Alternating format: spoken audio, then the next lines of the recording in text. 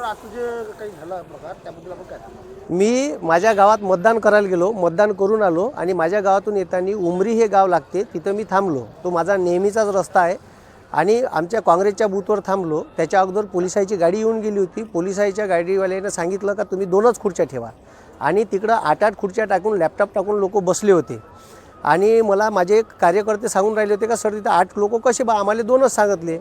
मग मी त्याचं ऐकलं. मग मी इथे PI कापडे साहेब यायला फोन केला तर ते येतो म्हणे आणि तिथं मला गावातल्या लोकांनी सांगितलं का ग्रामपंचायतचा कर्मचारी आशिष म्हणून तिथं बसला आहे, ठीक आहे, लॅपटॉप टाकून. ॲक्च्युली तो पक्षाचा बूथ असल्यामुळे तिथं बसता येत नाही.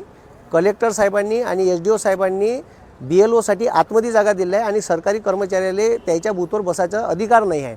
हे नसताना मी त्याला फक्त विचारायला जाऊ बा, मी काही एकही शब्द बोललो नाही. अर्ध्या रस्त्यात गेलो नाही, मेन रस्त्यावरच 2 बूथ एकासमोर एक असे लागले होते.